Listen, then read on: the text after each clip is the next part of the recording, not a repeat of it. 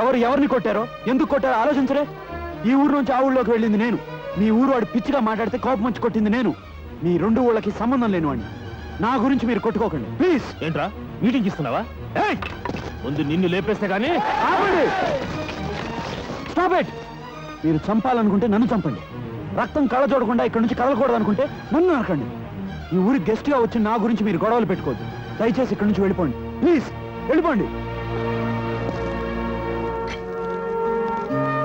ఆ దడి మళ్ళీ కట్టే.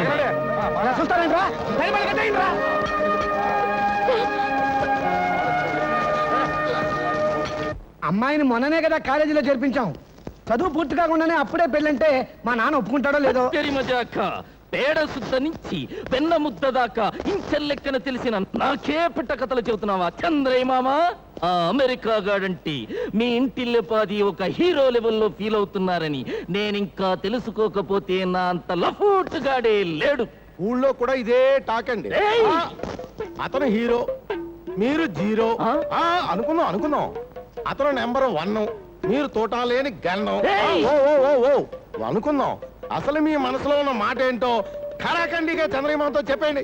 చంద్రయ్య మామ, పెళ్లి ఎప్పుడైనా చెయ్యండి, కానీ పిల్ల మాత్రం మన చేతులు సరిపోకముందే నిశ్చితార్థం మాత్రం వెంటనే జరిగిపోవాలి.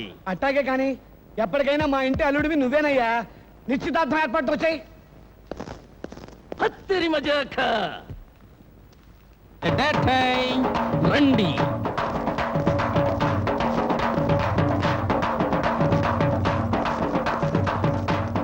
రండి రండి. ఈ నేలకు మన పాత్రలన్నీ ఇలాంటి సీన్ లోకి వచ్చినందుకు నాకు చాలా ఆనందంగా ఉంది. నాన్న తాంబూలం తీసుకో. నేను ఇంకా భోంచలేదురా. ఆ తాంబూలం కాదు, ఈ తాంబూలాలు తీసుకో. ఏమిటిది? నిశ్చితార్థం. ఎవరికి నాన్న? నీకేనమ్మా. ఈ పెళ్లి జరగడానికి వీల్లేదు. ఏ సుందు, కూల్ కూల్ కూల్. ఎందుకు వీల్లేదు? పెళ్ళంటే నీకు ఇష్టం లేదా? I mean you don't like? ఈ పెళ్ళంటే నాకు ఇష్టం లేదు. యూ సీ పిచ్చిరాడు, నువ్వు ఇంతగా ఓవర్ గా వాయిస్ వేసుకుని తెగే వరకు లాక్కెళ్ళావనుకో, ఆ తర్వాత లాక్కోలేక పీక్కోలేక చావాలి. So please cool down. See Sundu, నువ్వు ఈ విషయాన్ని లాగకుండా పుల్ చేయకుండా సూటిగా చెప్పు. నీకు ఇతన్ని పెళ్లి చేసుకోవడం ఇష్టం లేదా? అసలు పెళ్ళే ఇష్టం లేదా? Tell me the truth. ఇతను మొహం చూస్తేనే నాకు అసహ్యం. అంత బేడా నా ఫేసు? ఊళ్ళో కూడా ఇదే టాకు. దయచేసి ఎవరో నిజాలు మాట్లాడకండి. కొన్ని సత్యాలు నేను తెలుసుకోవాలి. శ్రీ సుందు, ఇతని ఫేస్ పక్కన పెట్టి వేరే ఫేస్ ఏదైనా, ఐ మీన్ నీకు నచ్చిన సుబ్బారావు ఫేసో లేక నిన్ను మెచ్చిన వెంకట్రావు ఫేసో అయితే ఓకేనా? మాట్లాడవేమే? నీ నిర్ణయం ఏంటో చెప్పు. ఏంటో తబాయిస్తా, నువ్వు చెప్పమ్మా. 30 సంవత్సరాల తర్వాత ఈ ఇంట్లో జరగబోయే శుభకార్యం నీ మనసులో ఉన్నమాట ధైర్యంగా నీ మనసు విప్పి చెప్పమ్మా. నా మనసు విప్పి చెప్తున్నాను.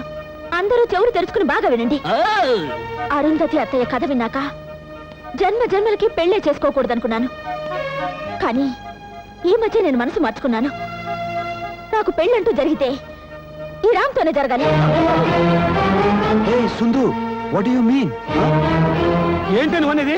ఈ రాముని చేసుకుంటావా? అవును, ఈ రామ్ని తప్ప ఆ దేవుణ్ణి తెచ్చి నిలబెట్టినా తలంచుకుని తాళి కట్టించుకోను. ఇది నా నిర్ణయం. దీనికి వ్యతిరేకంగా ఏం జరిగినా నా శవాన్ని చూస్తారు. పిచ్చి పిచ్చి నిర్ణయాలు తీసుకున్నావో ఈ ఇంట్లో శవాలు వేస్తాయి. ఇంట్లోనే కాదు చంద్రయ్య మామ, ఈ ఊళ్ళోనే శవాలు వేస్తాయి. నీ కూతురికేం చెప్పుకుంటావో చెప్పుకో. నెల రోజుల్లోగా సుందరలక్ష్మి పెళ్లి జరగాల్సిందే. సుందరలక్ష్మి పెళ్లి జరగాల్సిందే మిస్టర్ పిచ్చి. కానీ అది నీతోనా నాతోనా? క్లారిటీ కావాలి. అమెరికా, ఈ ఇంట్లో జరిగే లుకలుకల్లో నీ విదేశీయస్తం ఉందని నాకు బాగా తెలుసు. నిన్ను ఎప్పుడు ఎక్కడ ఎలా కొట్టాలో అలా కొడతా వస్తా.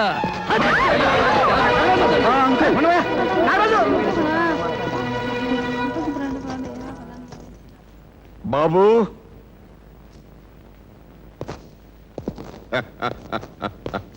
మొత్తానికి నా మాట నిలబెట్టావయ్యా. అసలు పెళ్లి చేసుకోనని భీష్మించు కూర్చున్న పిల్లనోడితోనే పెళ్ళంటూ చేసుకుంటే నిందే పెళ్లి చేసుకుంటానని 10 మందిలో చెప్పించావు. శాబాష్.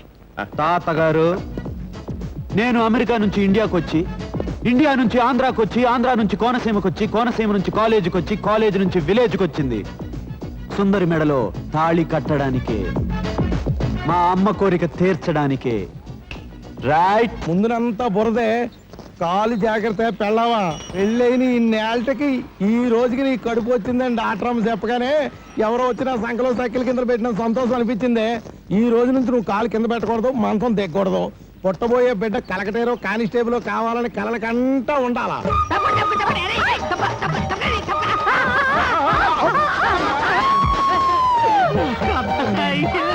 అయ్యయ్యో, నీ పెళ్ళం కడిపోయిందయ్యా.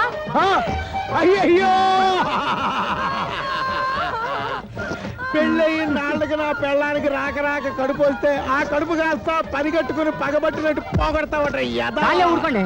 ఈ రోజే కొత్త సైకిల్ కొనుక్కుని గుడికి వెళ్ళి పూజ చేయించుకుని నిమ్మకాయలు కట్టుకుని మరీ వస్తాను. పప్పు అయిపోయింది నా సైకిల్. నా సైకిల్ నాకు ఎవరిస్తారో. మరి ఎదవా, నా పెళ్ళం కడుపు కట్టి నీ ఎదవ అమ్మో, మళ్ళీ తనండి నా సైకిల్. నా సైకిల్ మాత్రం తనద్దు. 7 ఏళ్ళు కష్టార్థం పెట్టి కొనుక్కున్నాను. నా సైకిల్ నాకు ఇచ్చేయి. 14 ఏళ్ళు కష్టపడితే వచ్చింది నా కడుపు. నా కడుపు నాకు మళ్ళీ తనండి నా సైకిల్. మనతో కొట్టుకున్నాను. నా సైకిల్ నాకు ఇచ్చేయి. కడుపు నాకు నా సైకిల్ నాకు ఇచ్చేయి. మీ గొడవ తేలాలంటే భాష రావాల్సిందే. భాషా చూడు బొంబాయి నేలు రాజా చూడు, లోకం వెంట వచ్చెను చూడు, కాలం ఆలు చూడు, మింగే వంగి మొక్కెను చూడు, చుక్కలంటే మేడలైన భాషాకే తన వంచెను చూడు, కోట్లైన నోట్లైన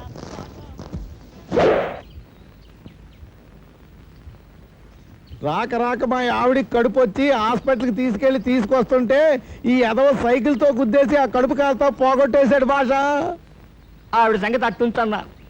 7 ఏళ్ల కష్టార్జితం పెట్టి కొనుక్కున్నాను నా కొత్త సైకిల్. ఈడొచ్చి గుద్దేసరికి పచ్చడి కింద అయిపోయిందన్న. నా పరిస్థితి ఏంటో మీరే చెప్పండి అన్న.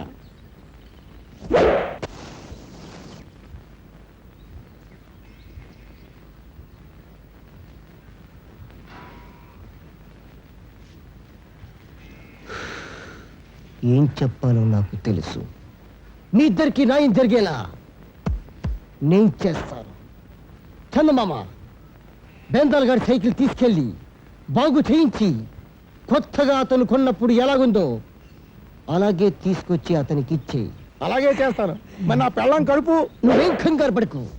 అరే బేందాల్, చందమా పెళ్ళాన్ని తీసుకెళ్ళి ఎలాగోలాగా మళ్ళీ ఆవిడ కడుపు వచ్చేలా చేసి మర్యాదగా తీసుకొచ్చి అతనికి అప్పు చెప్పు. అట్లాగే అన్న. ఆ? ఏంట్రా కూసావు? ఏయ్, ఈ భాష ఒక్కసారి చెప్తే 100 సార్లు చెప్పినట్టు.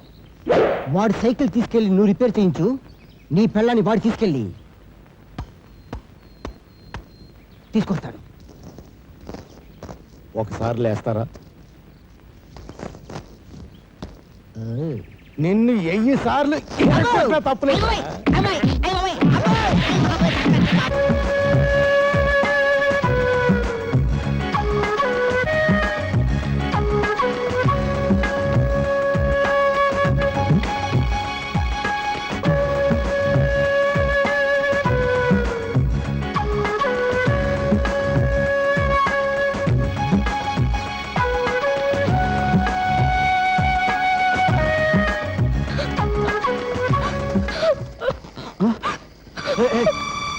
సింధు, ఎందుకు ఏడుస్తున్నావు? నాకు చాలా భయంగా ఉంది రామ్. నేను నిజంగానే ప్రేమించాను, కానీ నా జీవితం కూడా మారిందో తాతయ్య జీవితంలా కాకూడదని ఎన్నాళ్ళు నా ప్రేమను మనసులోనే దాచుకున్నాను. ఏ గొడవ లేకుండా మరి పెళ్లి జరుగుతుందా రామ్? బ్రహ్మాండంగా జరుగుతుంది. ధూమ్ ధామ్ సే అవుతాయి. అందరూ ప్రేమించి పెళ్లి చేసుకుంటారు. నేను మాత్రం ప్రేమించేది నిన్ను పెళ్లి చేసుకోవడానికి. అవును, మంచి మూన్ లైట్, మంచి మూడ్ లో వచ్చావు. చూడటానికి అద్దిరావు. రొమాన్స్ చేసుకుందామా?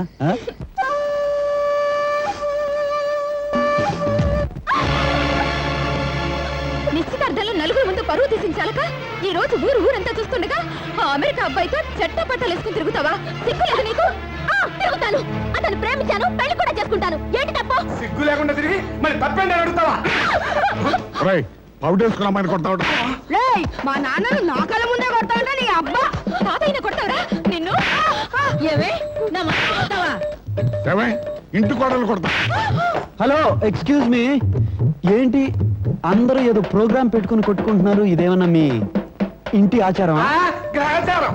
సార్, ఇన్ని చెంపదెబ్బలు కొట్టుకున్నంత మాత్రాన సమస్యలు పరిష్కారం కావు. ఈ సీన్ లోని పాత్రకి డైలాగే లేదు. అసలు మా ఇంటి కదా వానపామలా ఇన్ని మెలికలు తిరగడానికి కారణం నువ్వు. నేచురల్.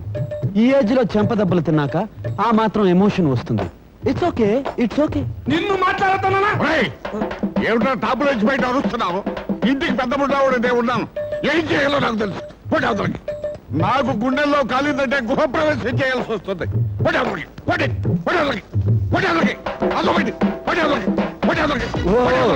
తాతగారు, వాళ్ళు వెళ్ళిపోయి చాలా సేపు అయింది. వెళ్ళిపోయారా? గెలర్చాను. నోరేసుకుని పడిపోవటంలో మీకు మీరే టాప్ అని బామ్మ చెప్పింది. చెప్పిందా? చంద్రయ్య, ఏమిట్రా కన్నీళ్ళు? ఇలాంటి పరిస్థితుల్లో నీ దగ్గరికి వస్తాను నీ కల్లో కూడా ఊహించలేదు నాన్న. ఏమిట్రా? నిన్ను అడుగుతాను, నువ్వేం అనుకోవు కదా? చచ్చా, మళ్ళా మనం అనుకుంటా ఏమిట్రా? కాకపోతే వాడు జరిగిన దానికి క్షమాపణ చెప్పాలనుకుంటున్నావు, అంతే కదా? క్షమాపణ సర్ది కూడా సిసి అందుకోసం కదా నాన్న. మరి ఎందుకోసం? మందు కోసం. రే చంద్రయ్య, నీకు మంతాగే అలవాటు ఉందా? 20 ఏళ్ళుగా మందు కొడుతున్నాను, కానీ నీకు తెలీదు. ఇవాళ జరిగిన సంఘటనకి 3 పెగ్గులు వేస్తే కానీ నాకు నిద్ర పట్టేట్లేదు. నా రూమ్ లో స్టాక్ లేదు. అందువల్ల తెగించి నిన్నే మందు అడుగుదామని వచ్చాను. కన్న తండ్రినే చేయి చాచి మందు అడుగుతున్న ఈ కన్న కొడుకుని నీ తండ్రి పాత్ర క్షమిస్తుందని ఆశిస్తున్నాను. అందరినీ అడిగినట్లు చెప్పవలను. అమ్మకు నా నమస్కారములు. ఇట్లు సదా మీ ఆశీస్సుల కోసం అరువులు దాచే మీ చంద్రయ్య. నాన్నా, కత్తి తెచ్చి పోవడానికి వెళ్ళాడా? కర్ర తెచ్చి కొట్టడానికి వెళ్ళాడా? ఇదిగో సీసా. దగ్గరికి పాత్ర ఇస్తున్నావే. మరి 3 పెగ్గలు కావాలి. Doctor special.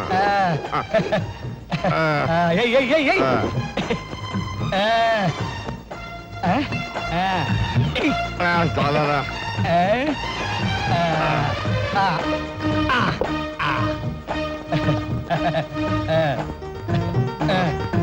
అరే జమ, జీవితంలో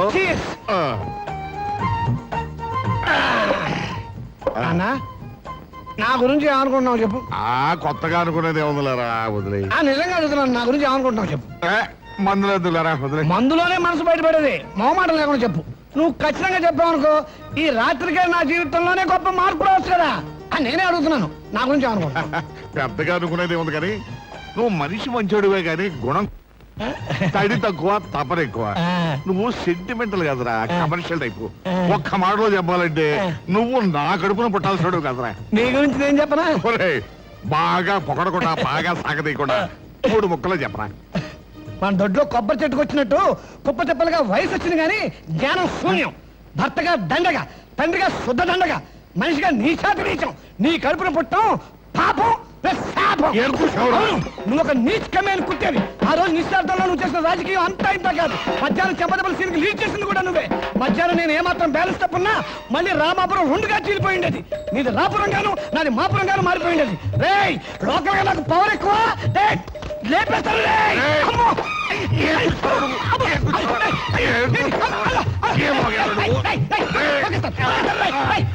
అందరి ముందు కొట్టి, వంటగాను కొట్టి, ఏమిటి పిచ్చుకొట్టుడు?